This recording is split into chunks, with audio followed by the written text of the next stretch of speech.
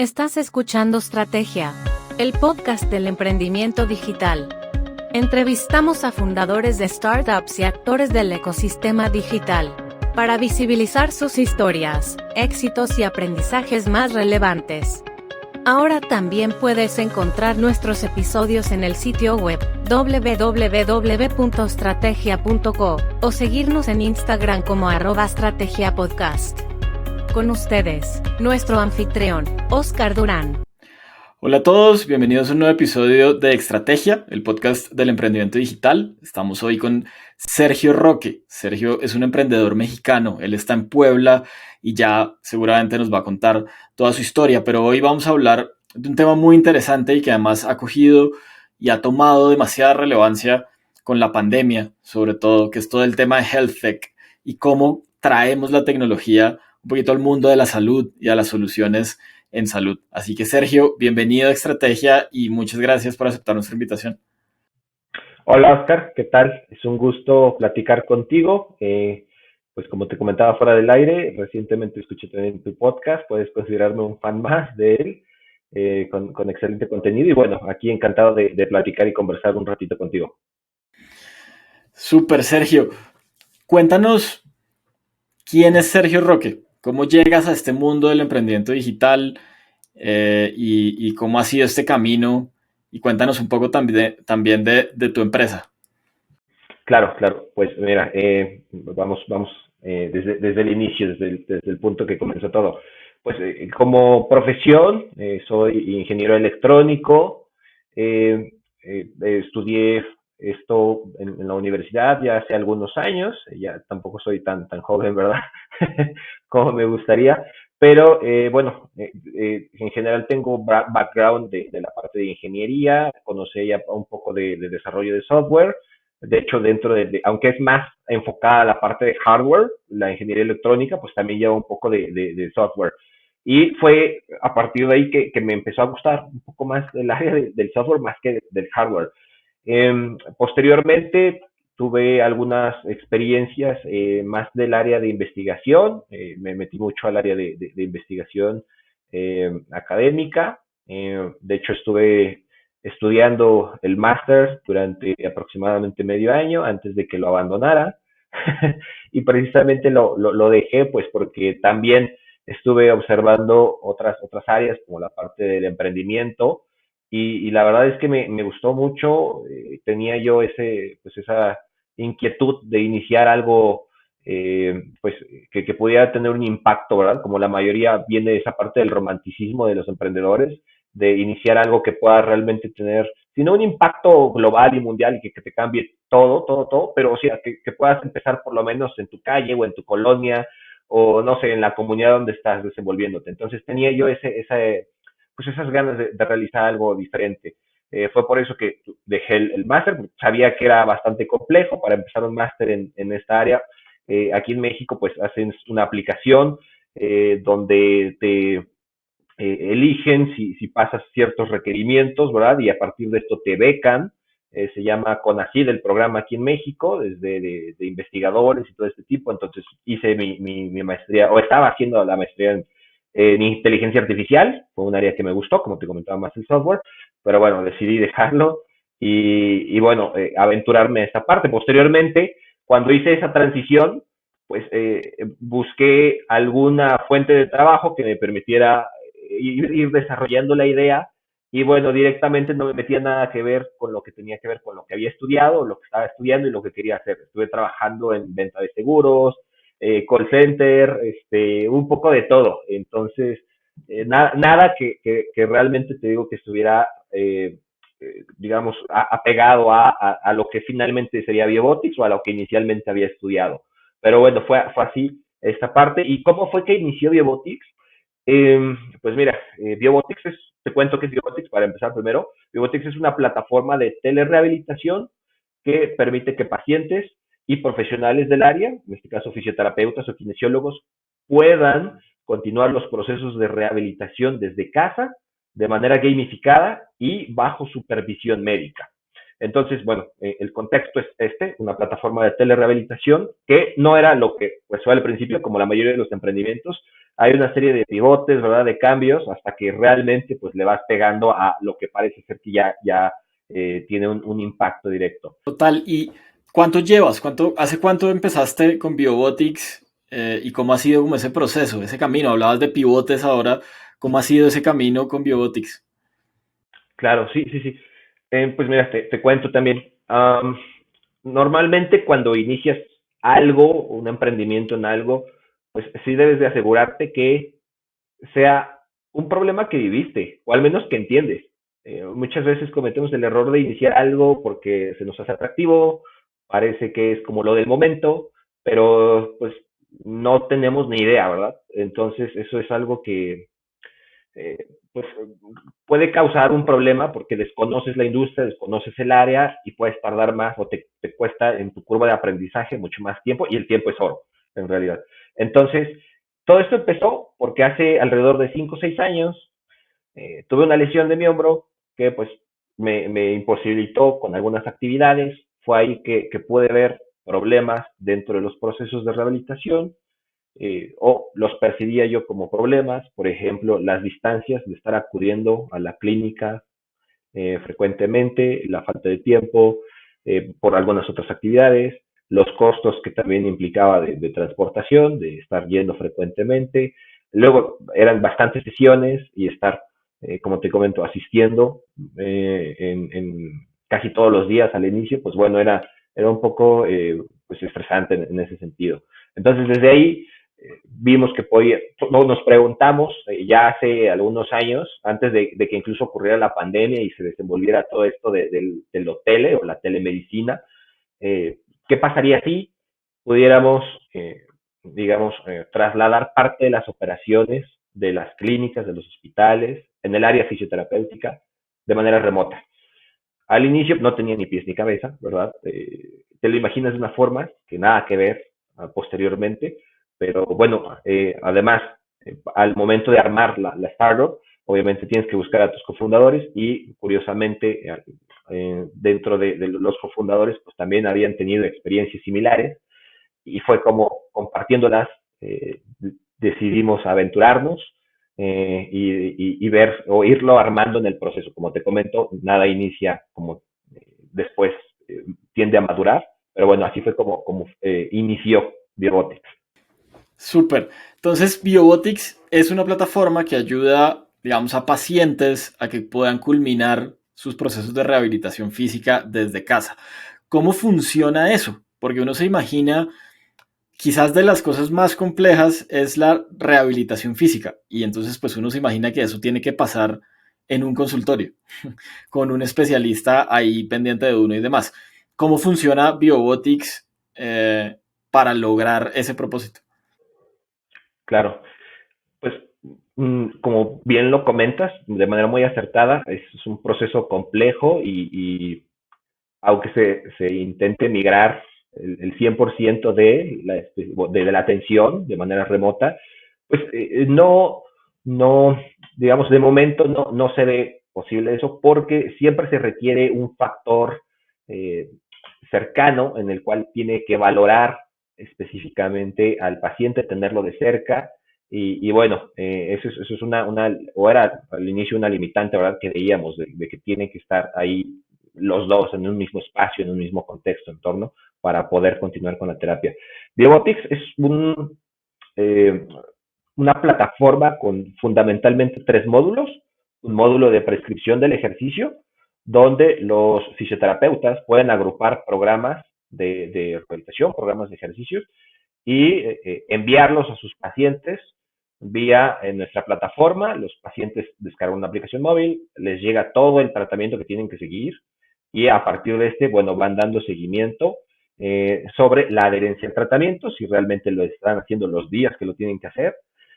También reportan cómo les está yendo con cada uno de los ejercicios en cuanto al dolor, el rendimiento, se reporta de manera tanto cuantitativa como cualitativa.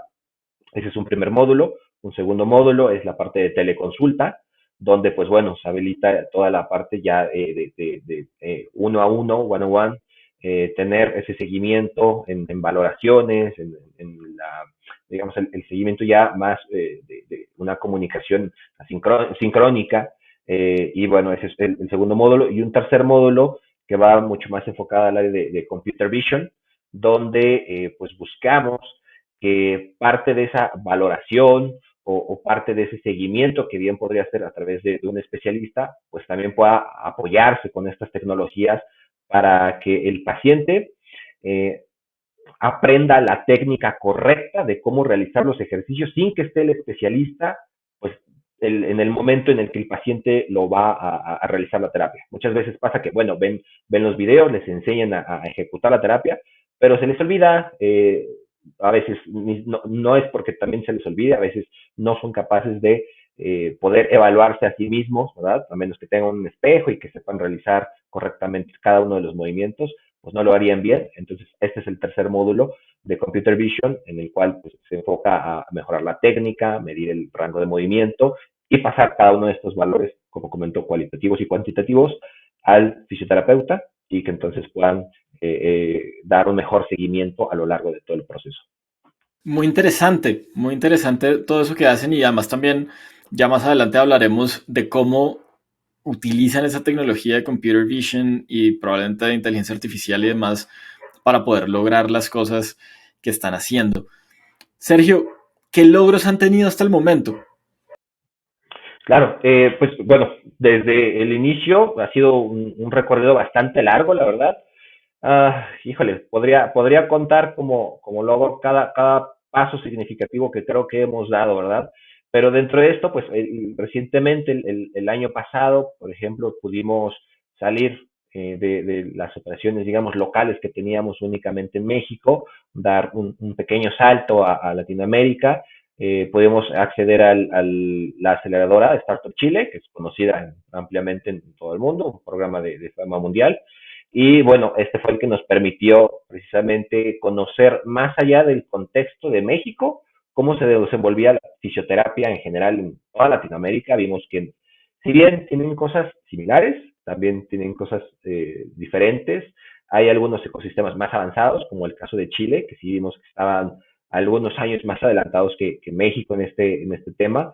El caso de Colombia, en general el caso de Argentina también, y bueno, nos permitió conocer y también empezar a adquirir clientes de estos lugares, de estos países, y aprender más, nos permitió fortalecer o robustecer más la propuesta de valor a través de esto, y bueno, esto ha sido uno de los más recientes que hemos tenido en general, además de que pues hemos podido digamos, solidificar esa propuesta de valor como te comento para cada uno de los stakeholders que tiene ahora mismo Biobotics. Qué chévere. Entonces, hoy están en México y en Chile, por lo que entiendo. ¿Hay planes para llegar a más países de Latinoamérica? Sí, claro.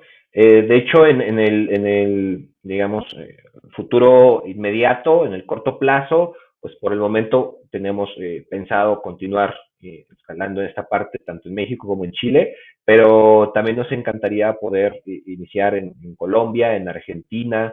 Son mercados bastante interesantes, con una excelente proyección para esta parte del área de fisioterapia. Y bueno, son algunos de los que nos encantaría poder incursionar entre corto y mediano plazo. Hablamos de un año, tal vez, no queremos extendernos más, un poquito tal vez menos, pero alrededor de este tiempo, pues iniciar también ahí de manera mucho más profunda las operaciones por allá. Así es. Qué bueno. Toda esta experiencia que ustedes han tenido con el producto en México, que pues es uno de los mercados quizás más grandes de Latinoamérica, ahora en Chile, y este análisis reciente que nos hacías de los países de Latinoamérica, ¿cómo ves el ecosistema de HealthTech en Latinoamérica? ¿Sí? Porque puede que el consumidor tenga algún escepticismo, por lo que hablábamos antes, la adopción de los servicios digitales en salud, como que uno la veía ahí medio enredada, la pandemia un poco como que le hizo boost al tema y la ha sacado a flote. Pero ¿cómo ves el ecosistema de HealthTech en Latinoamérica? Claro, creo que aún falta mucho por desarrollar en muchas áreas clave. Sin embargo, definitivamente la pandemia vino a cambiar todo, todas las industrias. O sea, no creo que haya habido una sola que no. Algunas obviamente vino a causar estragos, ¿verdad? Algunas vino a perjudicarlas. Otras, por el contrario, vino a acelerarlas. Creo que al menos el de salud digital sí vino a acelerarlo por completo. Y ahora mencionas la parte de HealthTech. Dentro de esto también hay diferentes como sectores o verticales. Está la parte por ejemplo, medical devices, de pharma, está biotech, está, por ejemplo, también esta parte del e-health. Entonces, hay varios sectores en Latinoamérica que la mayoría realmente, al menos en la poca experiencia que hemos tenido recientemente, pues vemos que están en situaciones similares, desarrollándose recién, no tienen la madurez obviamente como en el ecosistema de Europa, de Israel, por ejemplo, están súper avanzados por allá, de Asia, de Estados Unidos. Creo que sí, Latinoamérica tiene mucho aún que hacer por desarrollar. Sin embargo, pues como te comento, comienza a haber ese interés, incluso un factor clave, al menos se ha visto, es la parte de los VCs, de Venture Capital. Sobre todo porque en el ecosistema de health tech, particularmente como te comentaba, medical devices, pharma y todo esto, los procesos de desarrollo de tecnología son largos, te toman bastante tiempo. Muchas veces está este factor del I+D, del Research and Development. Entonces te toma un tiempo hacer la investigación, pasar por los diferentes niveles del TRL y después apostar con dinero de 3Fs propio, de gobierno, de grants. Y para sacar las tecnologías cuesta bastante, para que las adopte el mercado cuesta bastante. Y un desarrollo de este tipo te toma 1, 2, 3, 4, 5 años, 6 años, y debes de recurrir muchas veces en estas áreas principalmente a los VCs o a algunas fuentes de inversión ya mucho más serias, formales, institucionalizadas.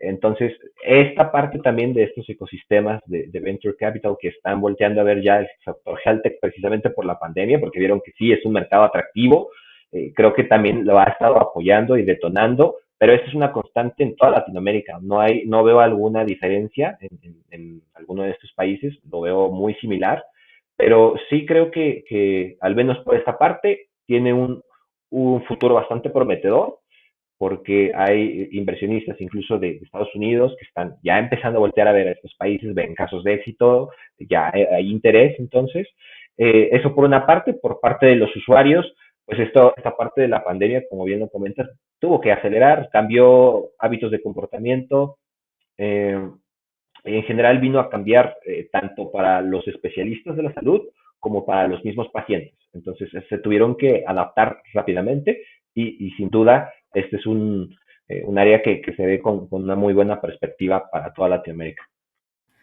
Me gusta mucho esa posición. Yo la verdad no lo había visto por ese lado. Uno tiende a centrarse mucho en los retos propios como de los ecosistemas, ¿no? Entonces los retos de health tech asociados a la tecnología o asociados a los productos o a la adopción por parte del consumidor. Pero el tema de la financiación en health tech sí que es algo importante porque como tú dices, son proyectos de largo aliento.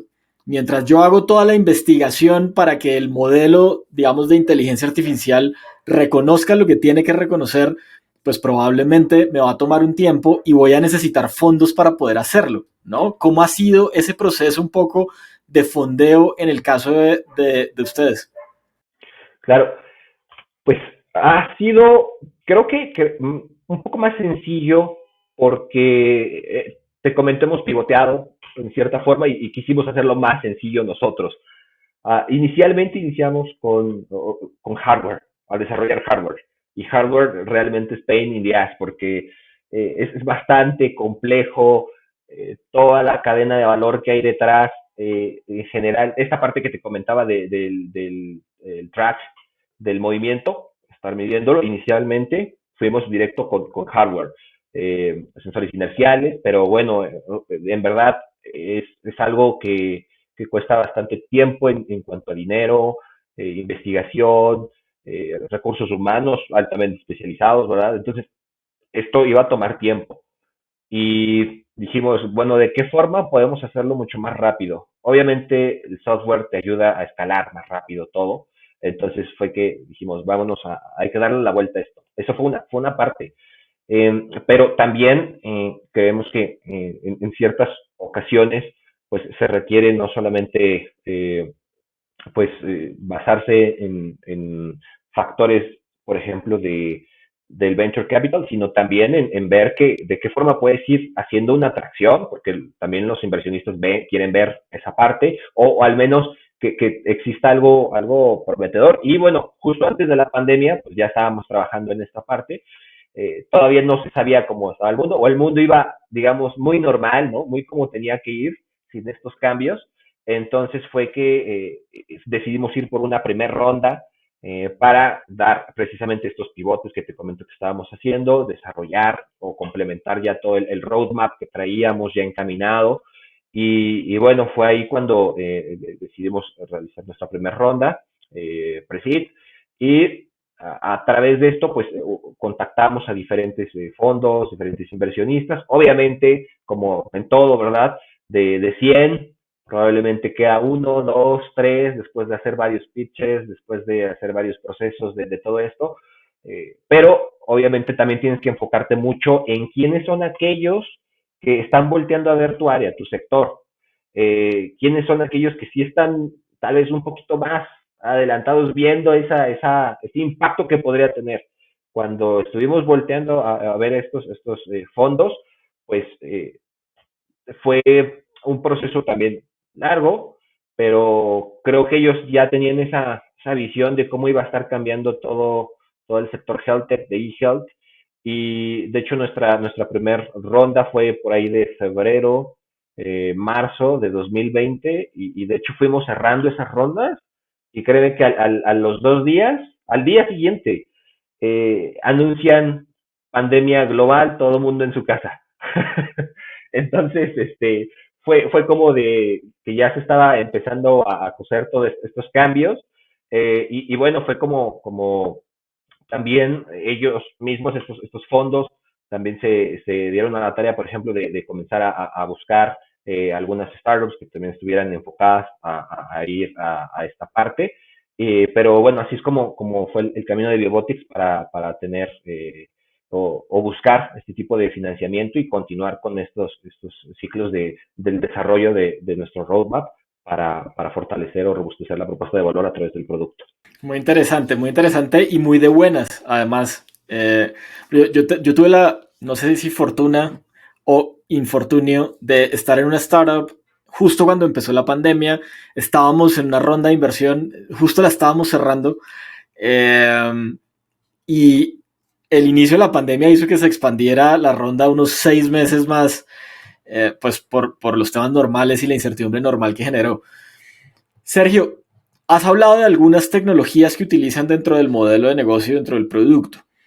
¿Cómo ha sido ese proceso de involucrar tecnologías en un sector que pues su adopción de tecnología es muy bajo en términos de la prestación del servicio? ¿Sí? Y dos, como de involucrar tecnologías que requieren un talento muy especializado. ¿Cómo ha sido ese proceso? Pues realmente ha sido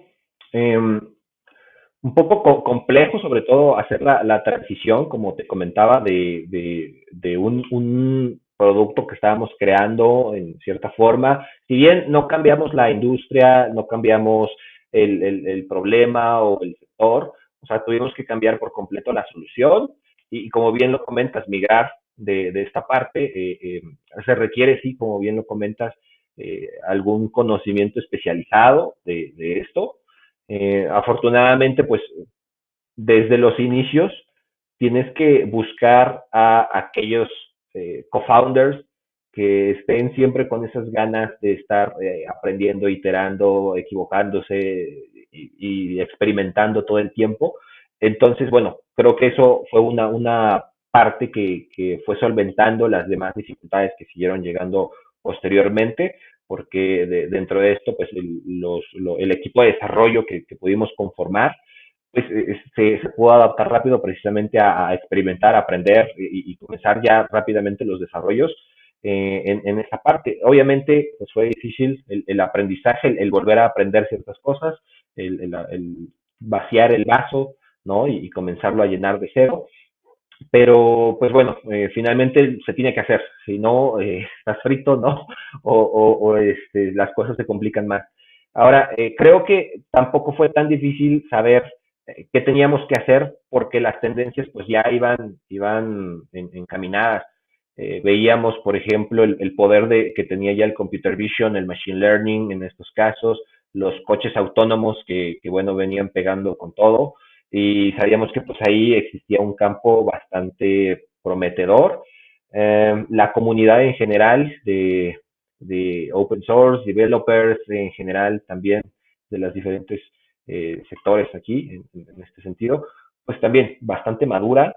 Puedes encontrar bastante documentación de muchos lenguajes, de muchos frameworks, y eso también va ayudando también en esto. Permite que los mockups o los prototipos los hagas mucho más rápido, puedes validarlos mucho más rápido, en cuestión de semanas, incluso días, y pues ya entonces tengas algo mucho más preparado.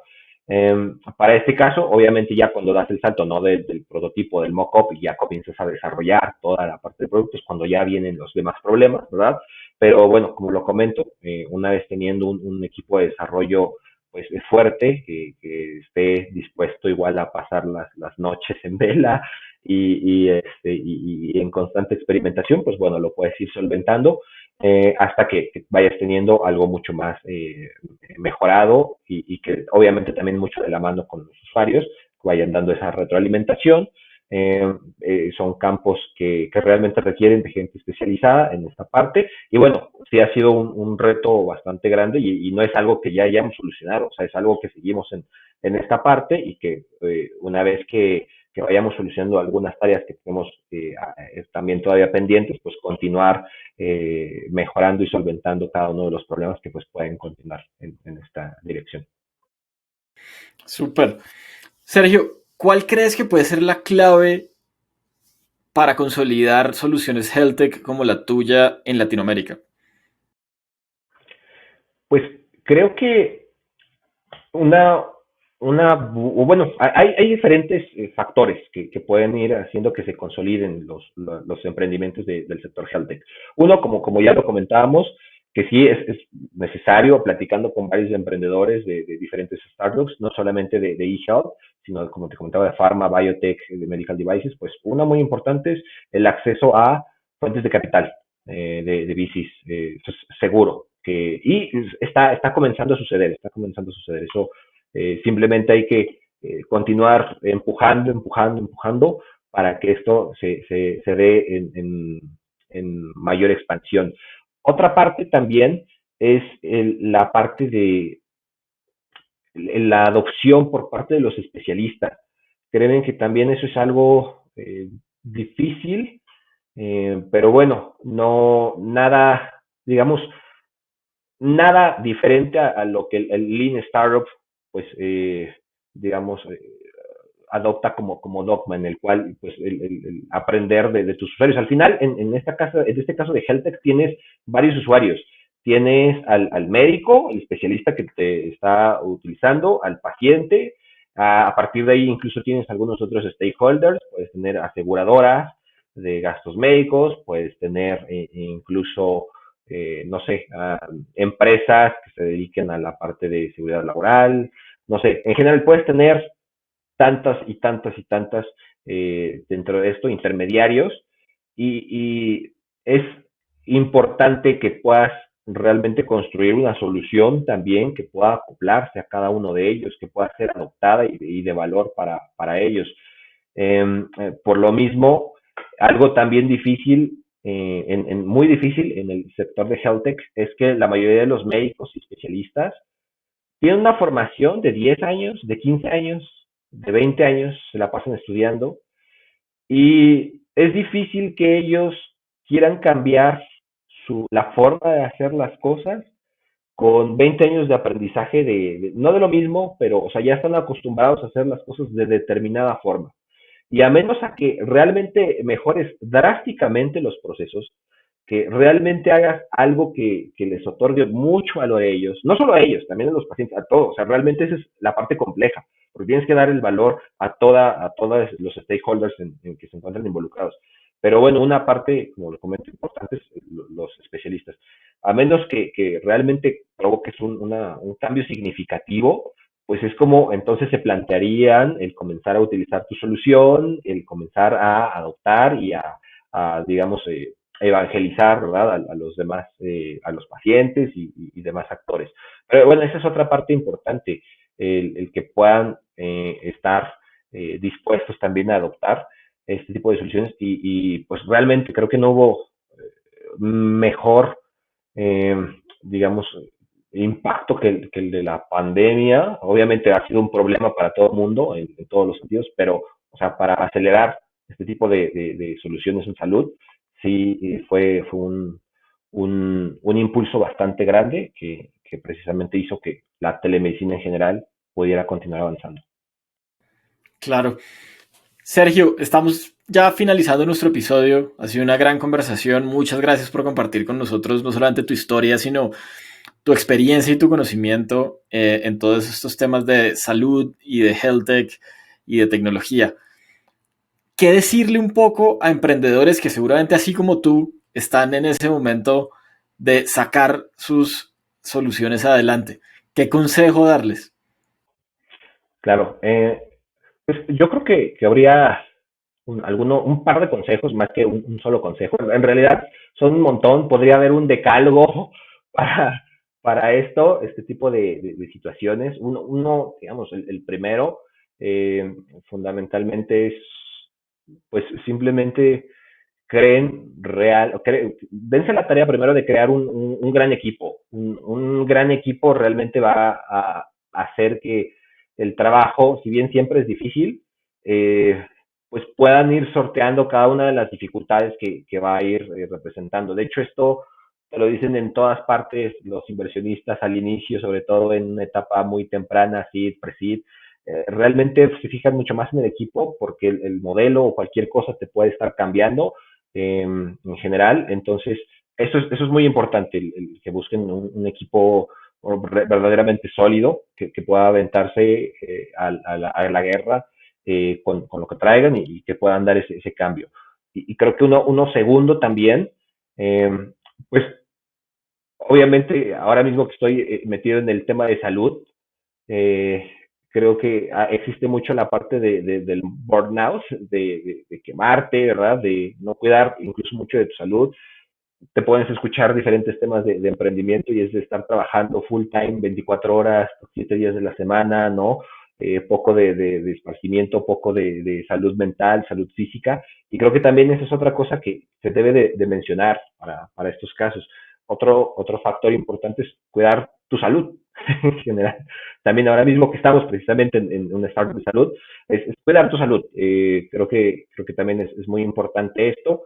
Eh, Obviamente debes de dar máximo siempre al 100, pero si hay algo mal en ti, ya sea en tu salud mental, en tu salud física, pues bueno, difícilmente vas a estar rindiendo al 100%. Entonces, esa es otra parte importante que creo que debe de conocerse y que he visto también, que muchos emprendedores se van quemando, se van quemando, se van quemando y llegan a un límite. Entonces, eso es muy importante que se cuide. Total, total. Bueno, y recomiéndanos un libro. Seguro. Recientemente terminé de escuchar, porque ando ahorita mucho con lo de los audiolibros, el de Hooked, de cómo construir productos que formen hábitos, me parece, no sé si se pronuncia bien, pero el autor, pero es Nir Eyal, algo por el estilo.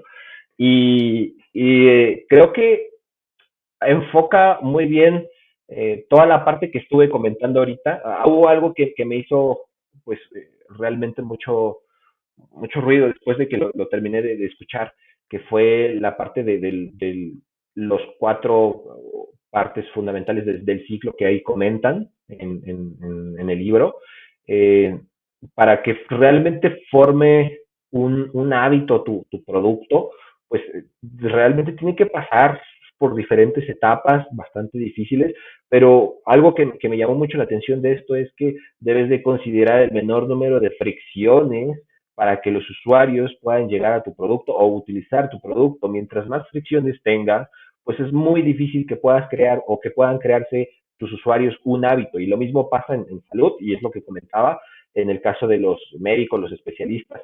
Si pones bastantes fricciones a lo que ellos ya estaban acostumbrados, o los pacientes a lo que también ellos están buscando, si tu solución al final representa muchos más pasos que facilitarles realmente cada una de estas situaciones a las cuales se tienen que enfrentar día a día, pues bueno, difícilmente van a adoptar tu solución, tu producto. Y bueno, creo que ese es uno de los mejores que realmente he escuchado, que me ha dejado un mejor aprendizaje, un mayor aprendizaje, y ese es algo que recomiendo mucho que lo puedan leer. En general, habla de muchas más cosas, pero ese es uno muy puntual que me gustó bastante. Súper, muchas gracias por la recomendación. Bueno, Sergio, pues nada, muchas gracias por haber estado con nosotros hoy en Extrategia. Un honor para nosotros haber podido escuchar tu historia y compartir contigo todo el conocimiento de HealthTech en Latinoamérica. No, al contrario, muchísimas gracias por la invitación. Igual, como te comentaba, ya soy fan del podcast y voy a continuar escuchando los siguientes episodios. Nuevamente, muchas gracias y bueno, pues aquí estamos a la orden por cualquier cosa que se necesite. Súper, muchas gracias y muchas gracias a todos por haber estado conectados hoy con Estrategia Talks. Les recuerdo que nos pueden encontrar en cualquiera de las plataformas de podcast, en iVoox, en Spotify, en Google, en Apple Podcast y también en YouTube como Estrategia Podcast. Entonces nos vemos ahí en cualquiera de esos canales y nos estamos hablando en el siguiente episodio. Muchas gracias.